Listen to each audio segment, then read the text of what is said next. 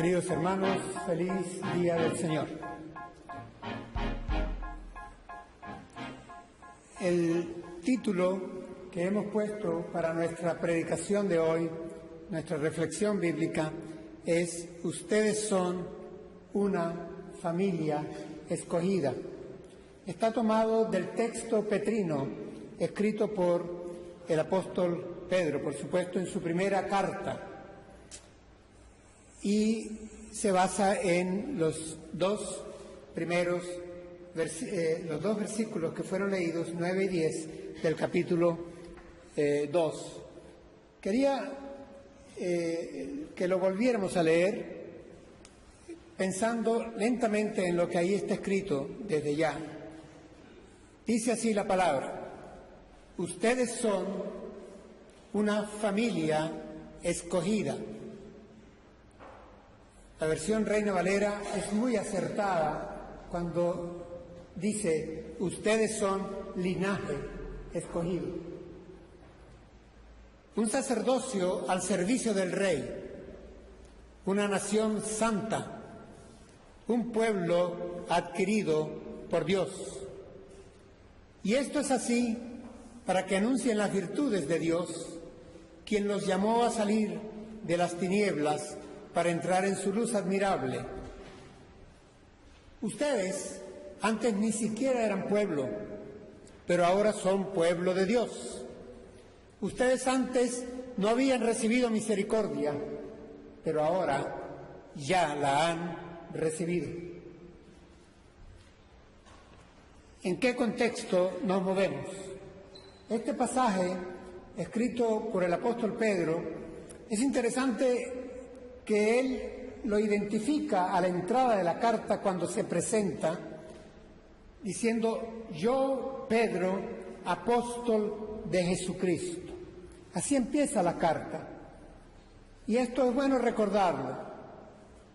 Recordar que es una carta que trae la autoridad de un apóstol con mayúsculas, de un apóstol de los que formaron parte de ese grupo fundador de la Iglesia que estuvo con el Señor Jesús. Yo, Pedro, apóstol de Jesucristo.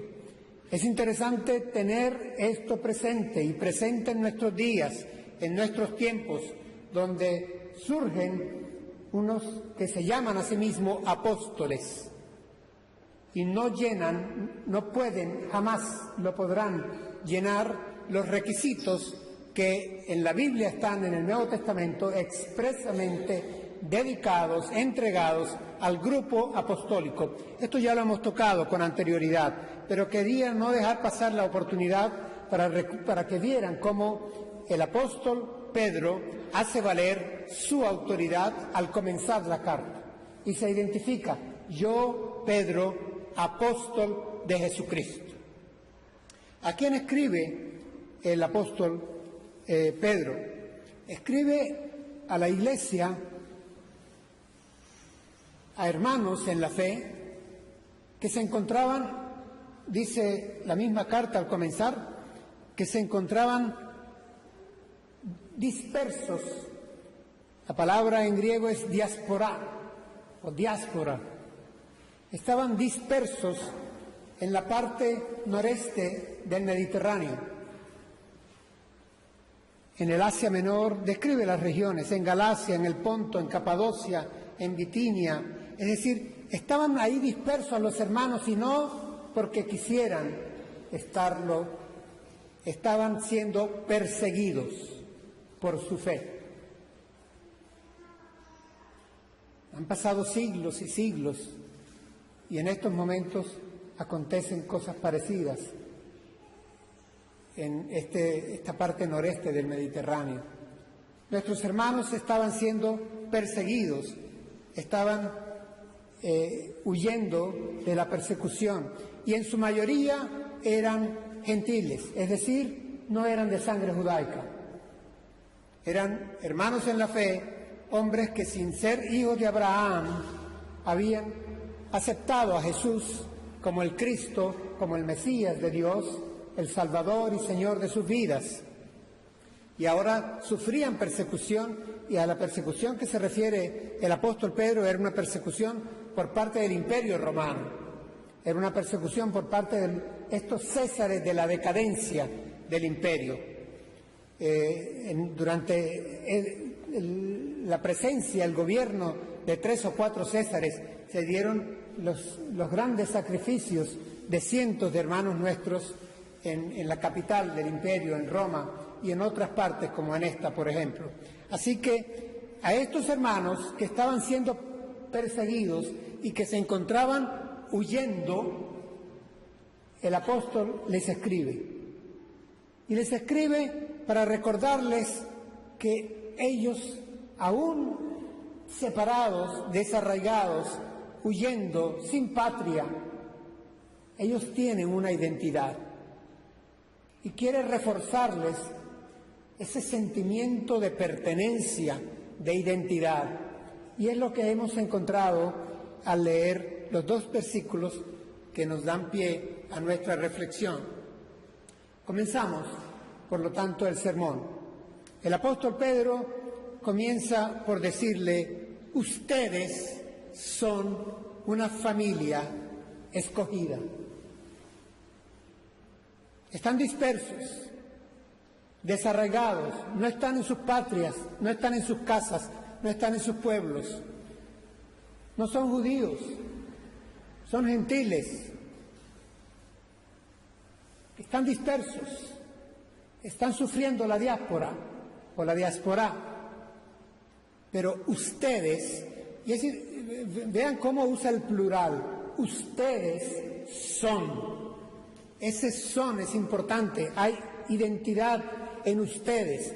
Aunque estén dispersos, uno corriendo por un lado, otro escondido en otro lugar, algunos congregándose en la clandestinidad, pero ustedes son, y pasa a utilizar una palabra bellísima, es la palabra linaje.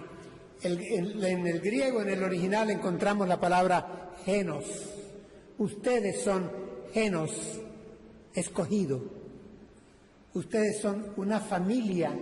Habla aquí de un elemento genético.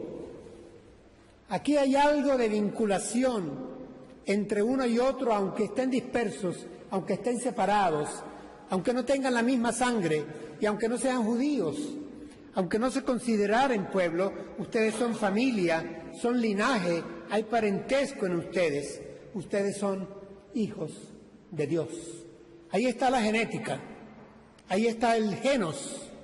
Ustedes son hijos de Dios, todos. Por lo tanto, ustedes son familia. No están solos, no están dispersos, en soledad, no. Ustedes son familia de Dios, familia escogida, hijos de Dios. Y saben que la palabra aquí ya la hemos encontrado con anterioridad, es la palabra eclectos. La habíamos encontrado en Tesalonicenses, luego la encontramos en Efesios, ahora la encontramos en Pedro. Ustedes son una genos, un linaje, una familia escogida por selección divina. Eso es lo que les está empezando a decir el apóstol, afirmándoles: tienen identidad. Hermanos, esto, como siempre les diré desde este púlpito, no lo dejemos dormir en el Ponto, en Capadocia, en el Asia Menor. Vamos a traerlo a Amposta 2015. Nosotros somos familia escogida, somos hijos de Dios. Hay una genética en la selección. Y si quieren, jugando en manera retórica y casi poética, es que estamos unidos por lazos de sangre, pero no por voluntad de varón, sino por la sangre gloriosa derramada en la cruz del Calvario, que nos hizo que pudiéramos ser adoptados como hijos de Dios. Así que somos, en primer lugar, familia, y familia escogida, seleccionada. Familia seleccionada, familia escogida por Dios. Es el primer punto de nuestra identidad. Lo estoy repitiendo, lo sabíamos ya, sí, pero que lo sigamos repitiendo y que lo sigamos recordando. Aún en la dispersión, aún en la soledad, aún en la pequeñez, aún llevándolas de perder aparentemente, somos hijos de Dios. Y por lo tanto, todos nosotros juntos somos familia escogida. Continúa el apóstol afirmando algo más. Dice, ustedes son no solo familia, linaje escogido, es que también ustedes son sacerdotes al servicio del rey, dice Reina Valera. Ustedes son un sacerdocio al servicio del rey. La palabra sacerdote en latín es pontifex, de ahí viene pontífice, por cierto. Y la etimología de las palabras, su origen, es bonito a veces revisarlo. Pontifex eran los que eran constructores de puentes. Somos constructores de puentes. Somos sacerdotes. ¿Cuál era la función del sacerdote? La función del sacerdote era facilitar, como a través de un puente, la relación del pueblo de Dios con su Dios. Esta era la función sacerdotal, la función de la tribu de Leví. En tiempos de Jesús y en tiempos de Pedro, la función sacerdotal seguía siendo esa. Y para la Iglesia de Jesucristo, para todos nosotros, parte de nuestra identidad es que somos constructores de puentes que permitan la comunicación, la relación armoniosa entre nuestro Padre Celestial y los hombres. ¿Recuerdan cómo el apóstol Pablo dice, a vosotros os ha sido encargado el ministerio de la reconciliación? Es decir, les pedimos, dice el apóstol Pablo, reconciliaos con Dios. Es la construcción de los puentes con Dios. Miren, nadie jamás que conociera la cultura judía se hubiera atrevido nunca a lo que ha sido una mala interpretación de este texto en muchos sermones, diciendo que nosotros somos reyes y sacerdotes. No. Nunca en la Escritura encontrarán esa dual función, sino en la persona de Jesús el Cristo. En Melquisedec se nos dice que él fue rey y sacerdote, pero es que sabemos muy bien cómo él forma parte de la tipología del Cristo. Es una teofanía que encontramos allá en el Génesis. Melquisedec es rey y sacerdote, y en hebreo vemos cómo se reivindica en Jesús la figura del rey y del sacerdocio, del sumo sacerdocio, pero no para nosotros. Nosotros no somos reyes. El reino es de Dios y se nos ha encargado predicar el evangelio del reino, pero el evangelio del reino de Dios. Nosotros no somos reyes, sacerdotes sí. Y el sacerdocio es el sacerdocio universal, rescatado por los reformadores en el siglo XV y XVI. Este sacerdocio del cual todos somos partícipes, somos constructores de puentes, llevamos el evangelio de la reconciliación. Entonces, somos sacerdotes y no sacerdotes cualquiera, somos sacerdotes al servicio del Rey. En el libro de Éxodo, en realidad pareciera que el apóstol Pedro está aquí citando al Éxodo, encontramos en el capítulo 19 una cita que voy a leer para ustedes. Dice así la palabra, Éxodo 19, versículo 6, dice, ustedes me serán un reino de sacerdotes, un pueblo consagrado a mí, dice el Señor. Estas son palabras de Dios a Moisés para que se las diga al pueblo de Israel. Ustedes me serán un reino de sacerdotes. Es una orden sacerdotal al servicio del único rey, el Rey de Reyes, el único rey. Así que en nuestra identidad está el linaje, esa fuente, ese origen genético vinculado con Dios. Somos familia escogida por Dios y somos también un grupo de sacerdotes al servicio del Rey. Somos, por lo tanto, mediadores con minúsculas. Es decir, nuestra tarea es facilitar el encuentro de los hombres con Dios a través de Jesús, el sumo sacerdote. Continuamos. Dice y agrega algo más en la identidad. No solamente somos familia, no solamente somos sacerdotes, somos también, dice, una nación santa. Y esto merece explicación. Tenemos que detenernos un poquito acá. Ustedes son una nación santa. Hermanos, nosotros somos una nación santa. La palabra nación, aquí en griego, es ethnos. Suena extraño, pero de ahí viene la palabra etnia. Esa sí nos suena, ¿verdad? Las etnias.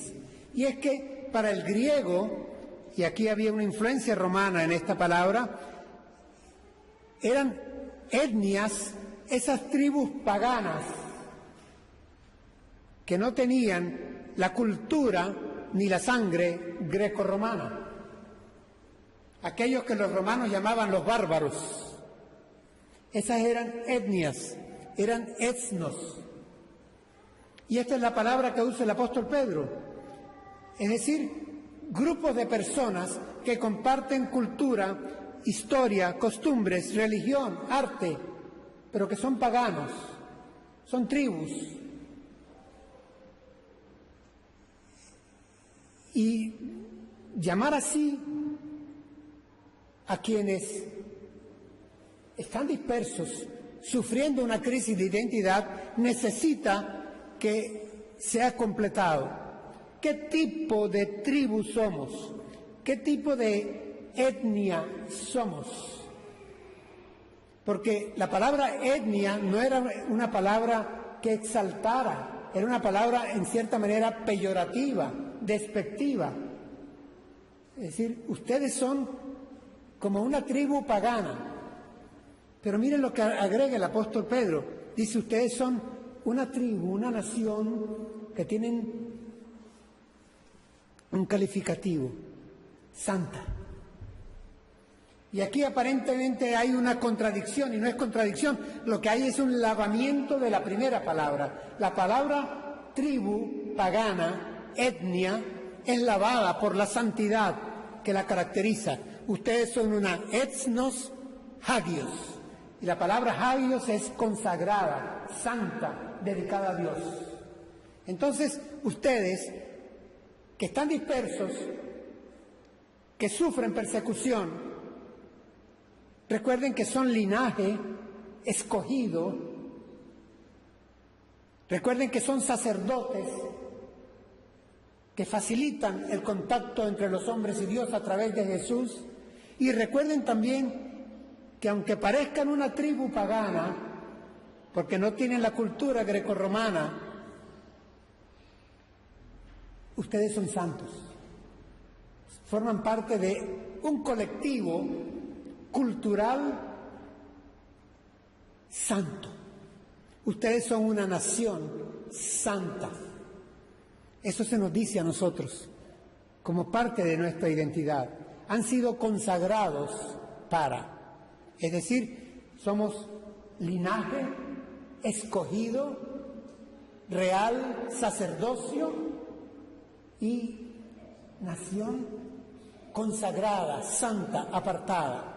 Miren cómo vamos conformando, estando en la dispersión, sufriendo la persecución, estando en la diáspora o en la diáspora, El apóstol Pedro se encarga de recordarles a nuestros hermanos, y lo recordamos esta tarde a nosotros mismos, que formamos parte de una familia escogida.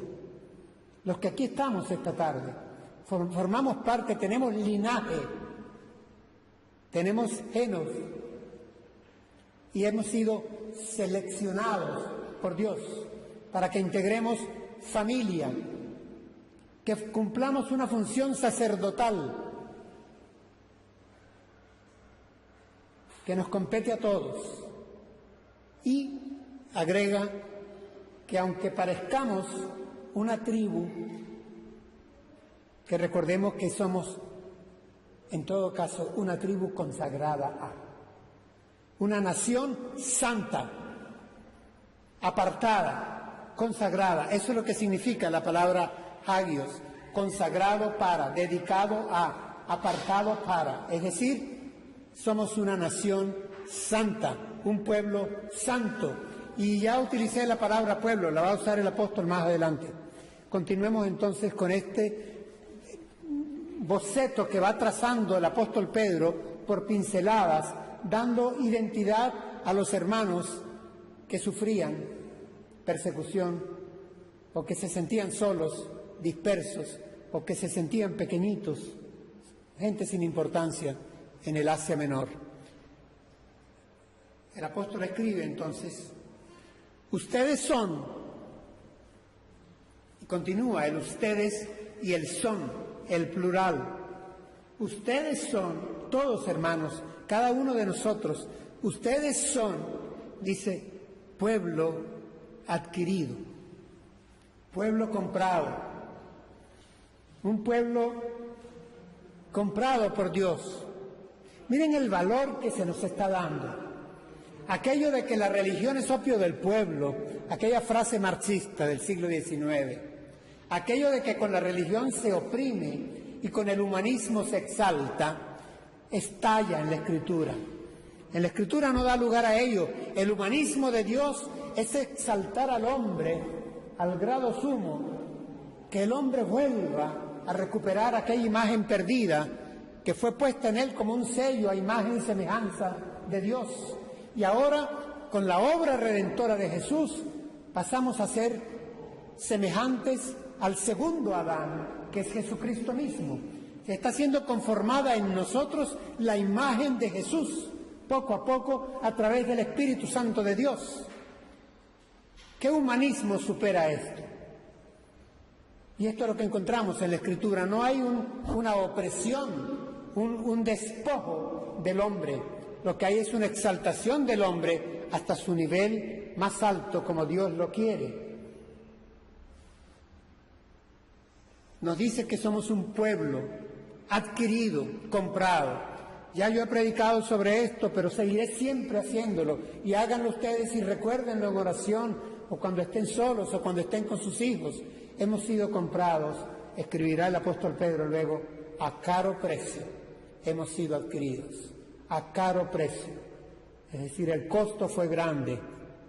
El amor se tradujo en sacrificio, porque de tal manera nos amó Dios a nosotros, que entregó a su Hijo para que todos los que en Él creyéramos tengamos vida eterna. Y es que el amor de Dios se mostró en que, siendo aún pecadores, mientras aún éramos pecadores, mientras no éramos ni siquiera pueblo, Cristo murió por nosotros. Allí se muestra el amor y ahí se muestra el precio. Y ya lo hemos dicho antes y lo volvemos a decir hoy, en la cruz del Calvario el consumado fue la deuda está pagada.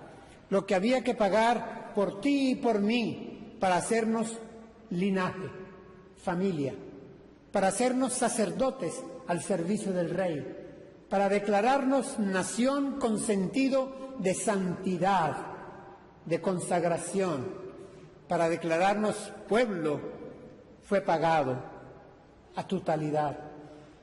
No hay penitencia que agregar, no hay buena obra que agregar. Hemos sido salvados en plenitud, obra completa en la cruz del Calvario. consumado es. Pueblo adquirido por Dios, nada menos que por Dios. Y la pregunta a veces, cuando yo me veo en el espejo, es: Señor, ¿qué viste en mí que decidiste comprarme?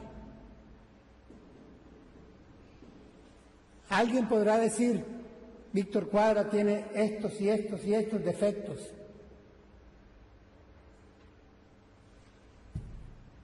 Sí, y alguien podrá decir, tú podrás decir en tu espejo tal vez algo parecido y reconocer.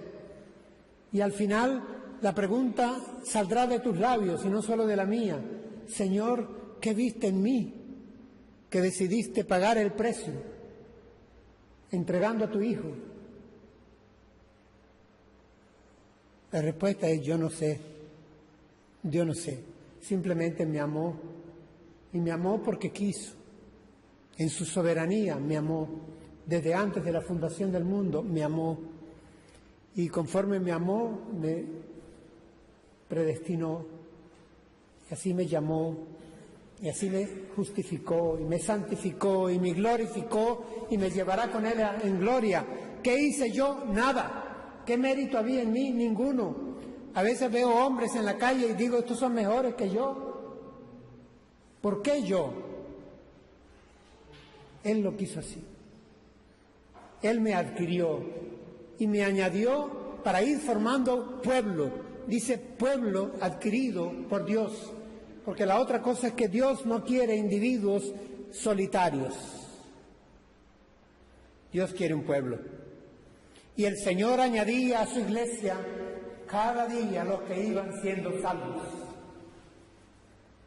No podemos andar como lobo estepario por los desiertos a la luz de la luna, en soledad, viviendo un cristianismo aislado. No. Dios quiere un pueblo que se reúna, que le alabe, que le honre, que le rinda culto, que funcione en sacerdocio como una nación santa. Es lo que Dios quiere. Un pueblo que ha comprado, y lo ha comprado con la sangre preciosa de su Hijo Jesús. Continuamos, porque el apóstol continúa y nos recuerda: ustedes antes, dice, ustedes antes ni siquiera eran pueblo. Aquí no escatima el apóstol Pedro para recordarnos que nosotros antes ni siquiera éramos pueblo. Yo sé que para nosotros en Occidente no tiene tanta relevancia como lo tenía para los semitas, para los del Medio Oriente. La idea del pueblo, la idea de formar parte de un pueblo, cuando alguien era echado fuera del pueblo, era... Cuando se nos dice en Hebreos que el Señor Jesucristo fue crucificado fuera de la ciudad, llevando el oprobio fuera de la ciudad eran expulsados aquellos que eran indignos de formar parte del pueblo. Para un judío ser pueblo es importantísimo. Para nosotros debe serlo. Formamos parte del pueblo de Dios. Y a veces quizá tenemos confundidos a los de afuera, porque somos entonces cristianos y la historia nos está haciendo tener que identificarnos con una cantidad de adjetivos o añadiendo apellidos. Entonces decir: yo soy cristiano, evangélico, bautista, de apóstol, no sé qué más tendré que añadir para que me puedan más o menos ubicar y no me confundan. Debería de bastar con decir: soy un hijo de Dios, miembro del pueblo de Dios, de la familia de la fe, de la familia de Dios, pero no basta. Desgraciadamente tenemos que ponerle a esto los apellidos necesarios para que la identidad se preserve. La identidad es importante. Este texto sobre el cual estamos reflexionando brevemente esta noche es un texto en el cual, insisto, el apóstol Pedro refuerza el sentido de identidad la identidad de estos hermanos en la fe, cosa que tenemos que tener también muy clara nosotros, para nuestra propia alegría. Antes ni siquiera éramos pueblo, dice el apóstol. Ni siquiera éramos pueblo. Pero ahora, dice, ustedes son pueblo de Dios. Que lo digan los demás. El salmista dice, así decidió hacerlo con Jacob, que no con las otras naciones, que jamás conocieron sus decretos. ¿Por qué? Porque así lo quiso él. Lo hizo hacer con su pueblo, Israel, el que sacó de los lomos de Abraham. Y luego, a partir de Pentecostés, con el grupo apostólico, con la tarea fundadora de Jesús, con la Eclesia, lo hace con todos nosotros. Juntos formamos en realidad un solo pueblo. Lo he dicho antes, lo repito hoy. El pueblo de Abraham, Isaac y Jacob es el mismo pueblo de Pedro, Santiago y Juan. Dios no tiene dos pueblos. El antiguo Israel y el nuevo Israel se mezclan en uno solo. Somos pueblo de Dios. Todos somos pueblo de Dios. Continuemos. Dice, ustedes antes no habían recibido misericordia, pero ahora ya la han recibido. Reina Valera dice compasión, pero el griego dice misericordia. Ustedes antes no habían recibido misericordia, pero ahora ya la han recibido. Y me gusta aquí es el ya. Hermanos, esto no es una cuestión para futuro, para granjeárnosla por hechos, sacrificios, activismo religioso, militancia en determinada denominación. No. Ya hemos recibido misericordia. ¿Cuándo? Desde que fuimos elegidos. Ya está. Hecho está. Ya hemos sido alcanzados con misericordia, con gracia. La gracia nos cubre desde ya, desde antes, ya, y nos seguirá cubriendo. Ya han recibido. Y el verbo recibido me gusta que está en pasivo, porque no lo merecemos, ni tú ni yo. No hay nada que hayamos podido hacer. Aquello de que yo alcancé, yo decidí, yo busqué, yo encontré. No. Recibiste, acéptalo. Recibiste misericordia de Dios. Él te eligió, da las gracias de rodillas y actúa en santidad y en conformidad con el sacerdocio, con la nación que ahora conformamos. Y el apóstol continúa diciéndole que esta identidad tiene una razón de ser. El ser una familia elegida, un linaje escogido, el ser sacerdotes al servicio del Rey,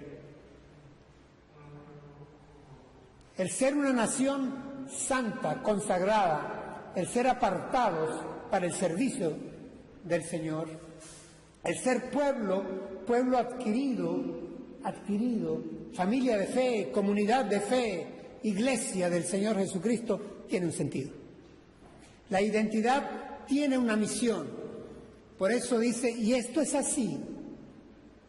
Esto de la identidad, esto de nuestro DNI, esto de que nuestro nombre está escrito en el libro de los cielos, gloria a Dios, esto tiene una razón de ser. Y la razón de ser no es que levitemos en santidad, que compitamos a ver quién es más. No es para que nos diferenciemos y nos distanciemos de los demás. No, hemos hablado ya, hemos dicho que la función sacerdotal es la construcción de puentes precisamente. Es la de llevar a otros el Evangelio del Reino. En las últimas palabras del Señor Jesús está: id por todas las naciones, prediquen este Evangelio, enséñenles a guardar lo que yo les he enseñado, bautícenos en el nombre del Padre, del Hijo y del Espíritu Santo, pero id, llevad este Evangelio del Reino a todas partes. Esto es así, justo, dice, para que ustedes anuncien anuncien. Pero me gusta más, como lo leí en el original, dice, esto es así para que ustedes publiquen con alegría. Sería la traducción pura. Que publiquen con alegría. Me encanta esto. Que publiquen con alegría, que celebren en voz alta, que publiquen con alegría la excelencia de Dios, porque la palabra es arete, la excelencia de Dios demostrada ¿cómo? ¿Demostrada dónde? En ustedes, en mí. La excelencia de Dios demostrada en nosotros, que nos llamó a salir de las tinieblas para entrar a su luz admirable. He ahí la excelencia que hemos de señalar. Dios es amor, Dios es gracia, Dios es perdón, Dios es compasión, Dios es misericordia, Dios es elección, Dios es santificación, Dios es justificación, Dios es glorificación, Dios es salvación en Cristo Jesús. Y nosotros somos solo piezas de evidencia de la gracia, de la misericordia, del amor, de la bondad inherente, esa excelencia intrínseca que está en Dios. Es lo que tenemos que anunciar y publicar con alegría. Predicar con alegría y decir, Él me alcanzó a mí. Deja probar, te presento el Evangelio, porque también es para ti. Déjate alcanzar. No sigas dando la espalda a Dios. Ese es el mensaje de la reconciliación. Ese es el mensaje de nuestro sacerdocio. Ese es nuestro mensaje de nuestro apostolado con minúsculas. Decirle a los hombres, Dios es amor, es gracia, es misericordia, es piedad. Quiere la reconciliación contigo. ¿Cómo creerán si no hay quien les predique? Y si les predicamos y les anunciamos y le decimos, en mí funcionó, me sacó de las tinieblas para entrar en su luz. Ustedes saben que el Imperio Romano tenía un eslogan sobre la luz romana. Luz era conocimiento. Y esto lo tomaron ellos de los griegos.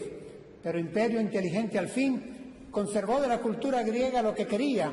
Y así como hablaba de la pax romana, hablaba de la luz romana. Donde llegaba Roma, llegaba la luz, llegaba la civilización, el derecho, el conocimiento. Lo demás era barbarie, donde llegara.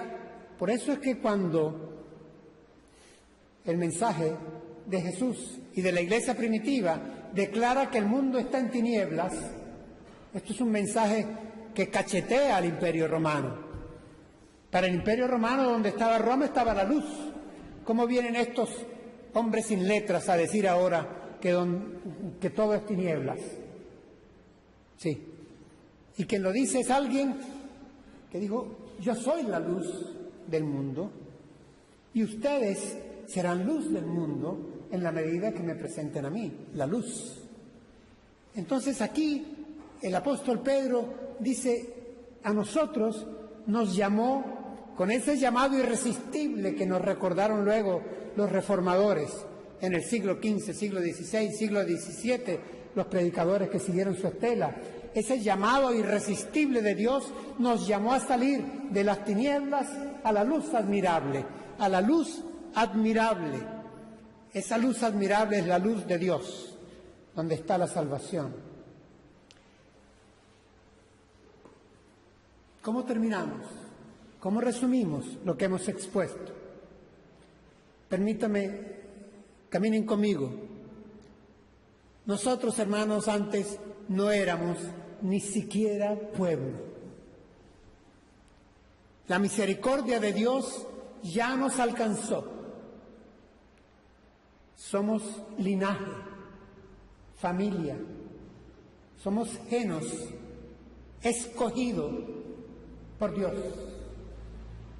Somos sacerdotes, constructores de puentes, sacerdotes al servicio del Rey, del único Rey, del único sumo sacerdote. Somos una orden sacerdotal y entre nosotros no hay pirámides, No hay unos más y unos menos. Todos somos igualmente parte de esa orden sacerdotal al servicio del Rey. Todos formamos parte de una nación santa, consagrada, apartada. Tenemos una identidad. Pronto vamos a predicar sobre el sentido de extranjerismo que nos debe de invadir, que nos debe de llenar al recordar nuestra ciudadanía espiritual. Esto es importante, y es importante que lo tengamos presente. Nosotros andamos como extranjeros en esta tierra. Esto es palabra de Dios. Y somos nación en el sentido casi peyorativo en que el apóstol Pedro acepta usarla, pero somos una nación santa. Tal vez estamos dispersos, tal vez sufrimos la diáspora, tal vez somos pocos.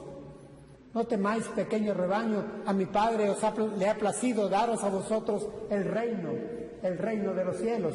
Es decir, eso somos. Formamos parte de esa nación, somos por lo tanto pueblo de Dios. Si de algo he de enorgullecerme, es de ser hijo de Dios y miembro de la familia de Dios, pero me rebajo al recordar que esto soy por la gracia de Dios, no por mérito propio. Para que nadie se gloríe, nos recuerde el apóstol. Somos pueblo de Dios.